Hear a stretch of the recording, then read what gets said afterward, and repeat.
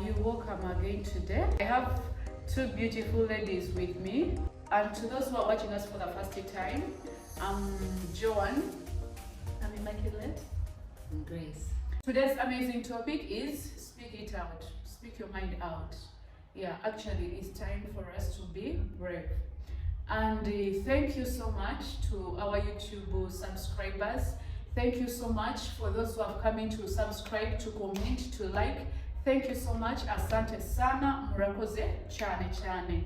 And today, as you are listening to us, giving out our views about today's topic of speak it out, please feel free to go into our comment section and comment. If you want to say something or add something about today's topic, please do that. And where necessary, if there is something you want us to handle as a next topic, we shall do that for you next time. Feel free to comment, subscribe, and like.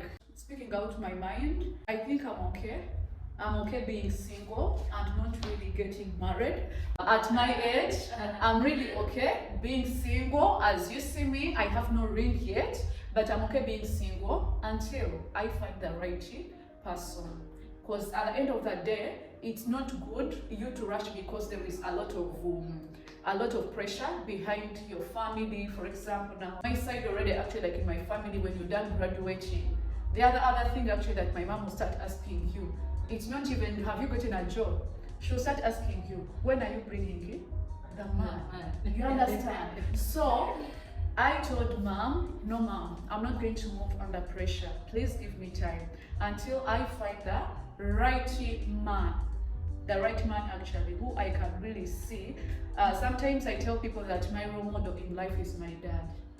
Yeah, because I've grown up seeing my dad with my mom.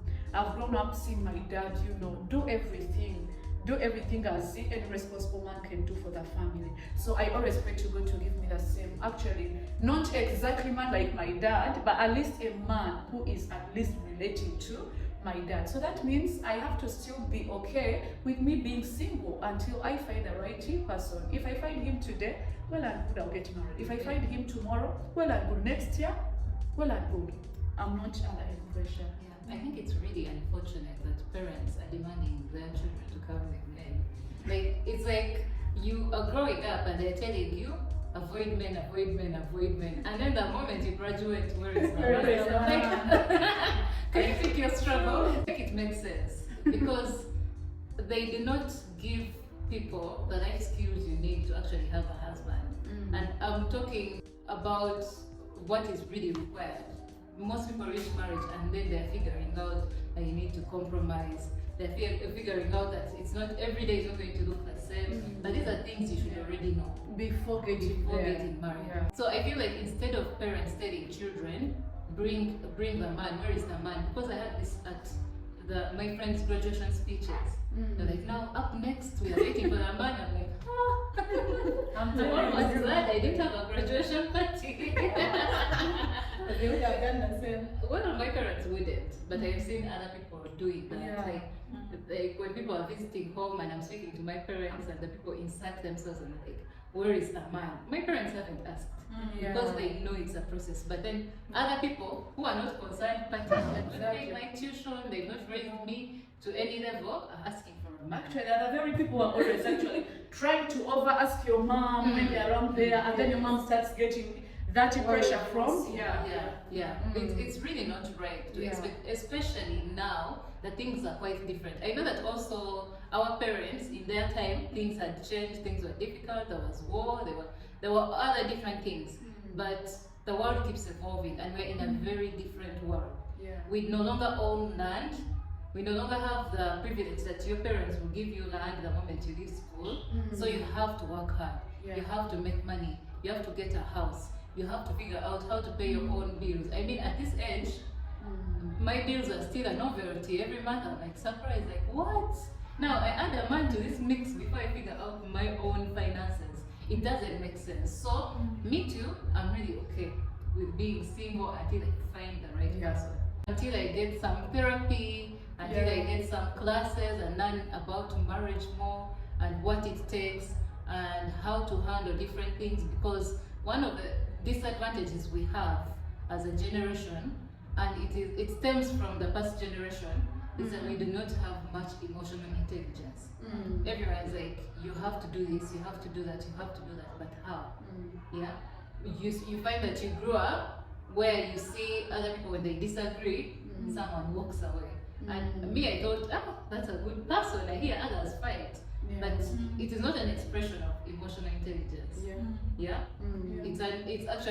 would actually be more like emotional abuse. And so we have to unlearn the things we've learned as a generation. Where your parents beat you and they're like, also as they beat us as kids. But is that the only way to raise a child? No. There are other methods of doing that. So I feel like there's a lot of learning that still needs to be done before I commit myself to having a family and to raising kids. So no, I am waiting. It doesn't matter how long it takes. We are seeing 50-year-olds producing kids, so that means it's no longer impossible. We shall wait. Wow. My submission about that, when it comes to the topic of marriage, I always refer to my dad's words. They're so clear. Marriage is not a profession, and indeed it is not a profession. It's not like you're going to go there and get degrees, what. But maybe the degrees you can get are the kids, but you have to plan for them. Those are your children. That is life that you're giving to the world. So to me, marriage not being a profession, indeed it doesn't put me on pressure. And me, like the rest say, I'm ready to wait. For me, for as long as it can go, I don't care. That is my attitude towards marriage. I don't care because it can go as long as it can. And of course, people will say, if you're not interested in marriage, so it means also children. Because now there is a tendency of now women, because now this topic is about speaking out your mind. Women are out there because of that too much pressure that people are putting on them. They're now giving birth before marriage, which was not the case.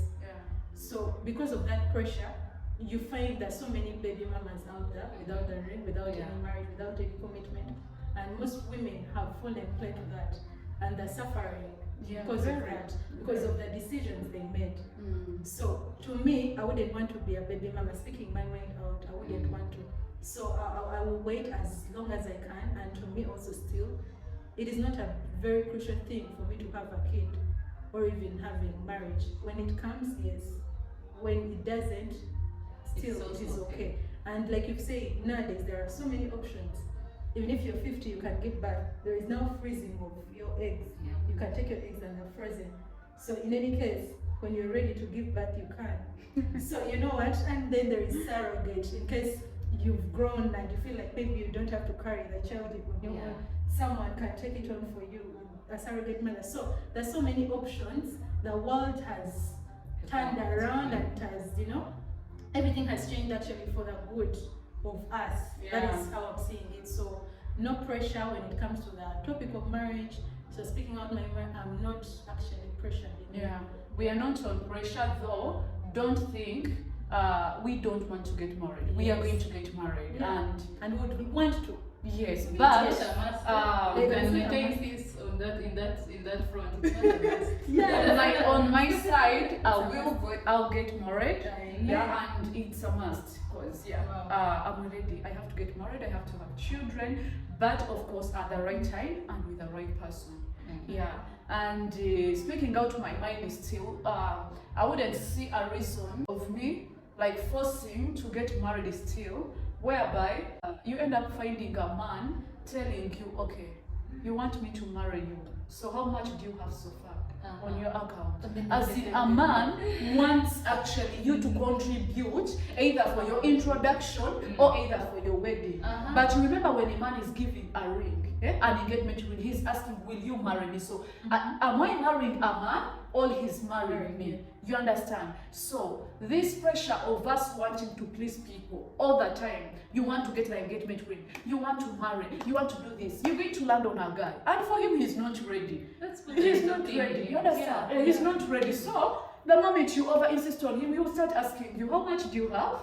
And you find some cool, I call them, I don't know, like cool ladies, I don't know. You find a lady, I'm telling you, Grace, there are a lot of ladies who are giving him money. I think, and cows actually, like, they get married, and after that, a man will start jazzing and talking about that. Yes, You and understand? won't And there is respect no you. value. A man will never. How can you respect you yet you're the one who has really taken Actually, those vows? I don't know whether you've Okay. married, has the lady married you as a man? Because a man has to marry. A man has to marry. He has to provide. But if you find yourself in a situation where you are giving a man your money, you're the problem. Exactly. You are the problem. Mm. It doesn't matter he's struggling now, you get where you are the problem. One person recently asked me that how in the first place does he know that you have money? As a lady, how do you have money? Why do you have money? Why does he know that you have There are money? some ladies who are so good. Is it called? I don't know how. She'll start saying, by the, you know what? I have yes, I have Equity, I have Centenary, I have this and this, and by the I have this. So for you, how much do you have? By the can we start adding?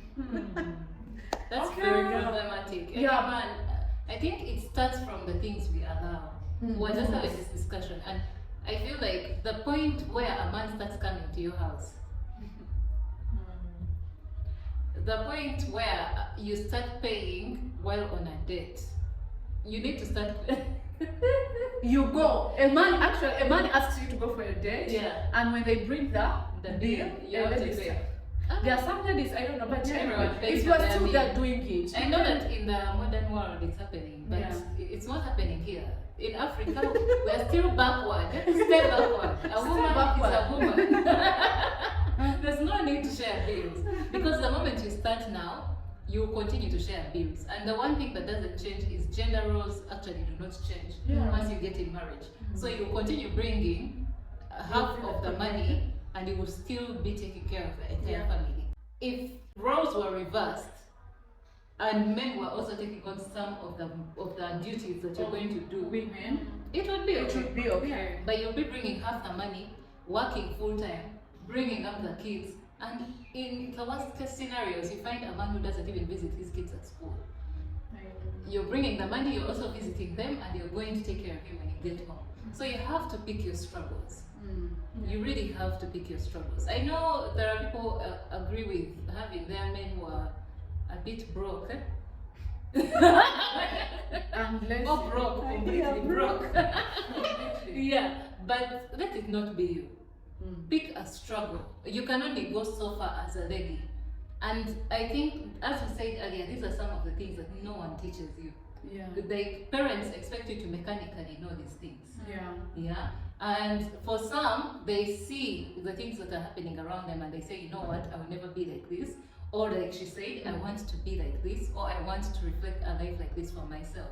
But there are people who are not lucky that they have good examples in their lives. Yeah. There are people who are not lucky that they have seen even a neighbor who is in a good relationship. So there are areas where everyone is in a bad marriage. Yeah. Yeah, and it's just the woman is paying for everything. There's a room and the man is sleeping around. There are small bars around, and the children grow up in such a space that women start now to enforce men's bad behaviors. You find someone saying, every man cheats. Be okay with it. You think you're special. You know, and then there's the internet that if they cheat on Beyonce, then what about it?